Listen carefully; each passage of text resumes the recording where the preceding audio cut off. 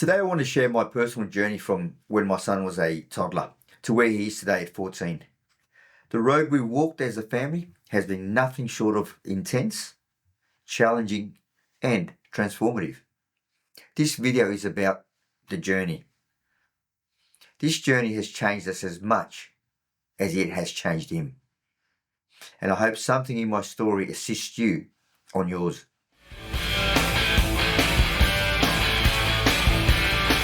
A few days ago, Facebook showed me some old photos, memories from when my son was between 2 or 3, and it took me back to the moment a familiar sentence changed our entire life. My wife said, "He's not meeting his milestones. We need to get some tests done." Now, my wife saw it long before I did. She noticed the differences, the delays, the behaviours. She carried the emotional weight of that concern alone for a long time. And me, I was the dad who believed everything would sort itself out. I was busy working, chasing a new position in another state. I didn't understand the gravity of what she was living. And honestly, I believe I didn't want to understand it yet. Then the diagnosis came, and my wife, who had already been researching, learning, preparing, said she wasn't comfortable moving. So we made the decision she would stay in Perth with my son while I took the job away. We spent years like this, long periods apart, me coming home and only seeing the good moments and the occasional meltdown. However, never the day-to-day reality she lived with. I honestly didn't understand what she meant when she said she felt like a prisoner in her own home. But once I stopped FIFO work and came home for full time, I finally saw what she meant. The emotional storms, the unpredictability, the planning required just to leave the house, the shutdowns, the overwhelm. It was like preparing for a military operation every time we stepped outside. And what hit me hardest was this: my presence, my energy would sometimes make things worse. I'd use my leadership voice, thinking I could take control of the situation. But that only escalated everything. I became the bull in the china shop, thinking I was helping, unknowingly leaving my wife with 3 days of emotional fallout.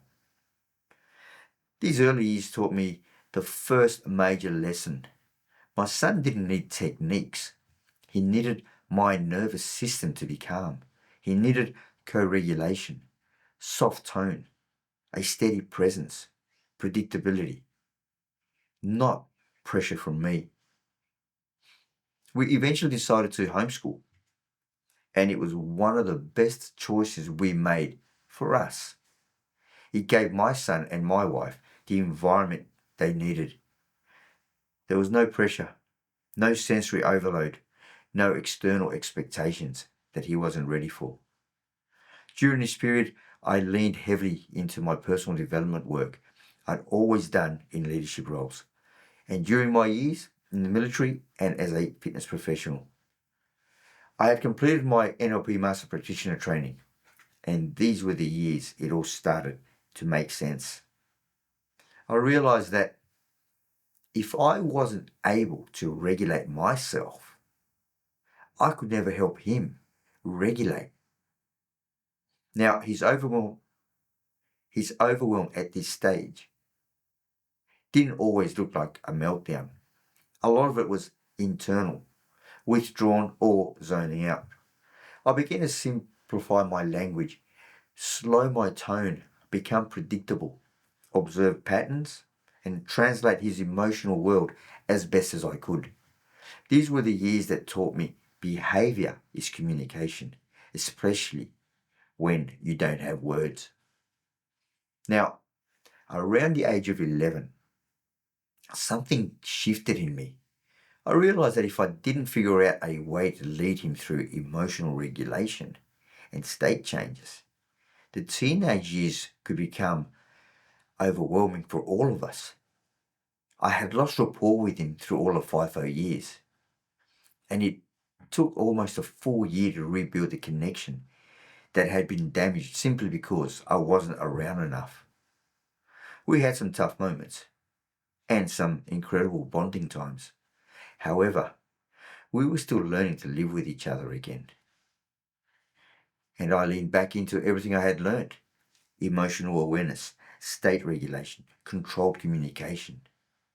Because I needed to be someone he could trust, not fear, not avoid, not resist. Then came puberty, and suddenly the stakes felt higher. His emotions were stronger. His body was changing. His overwhelm increased. There were more moments of intensity, withdrawal, frustration. At one point, my wife said, "I need help. He's not listening and he's getting bigger than me." This is when I stepped in fully, not with confrontation, not with authority, but with skill.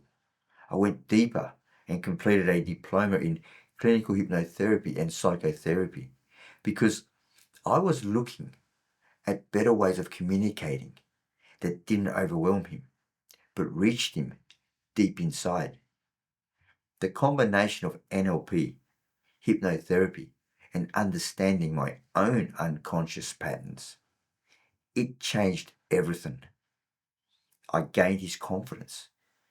I helped him understand that we were a family and what we expected from each other as a family was love and respect. This was profound, as I found he understood what this meant. From here, his ability to self-regulate continued to improve. His internal awareness presents itself in his understanding. He's learned simple state change tools. He started playing soccer, something I never thought he would do. And his speech gradually improving, from being labelled non-verbal to possibly proving the label might be wrong. Now, at 14, the tantrums are minimal. The connection between us is deeper, and our communication is built on respect, not authority. After a decade on his journey, here's what I've learned. The environment we created became his foundation of safety. He always had somewhere regulated to return to. My wife's calm was a foundation he grew from. Her consistency guided his life. My intuition and letting go of pressure allowed him to grow at his own pace. No forcing, no comparing, just trusting. But the biggest change in him came from the biggest change in me. Understanding my thinking, my emotions, my communication, my unconscious reactions. These are things that aren't just helping me, they are helping him because he reads my presence long before he hears my words. For me, this is the foundation, the part that changed everything for us. It wasn't a strategy, it was learning to regulate myself so he could learn to regulate himself. Thank you for being here, and I hope something in our story helps you along your journey.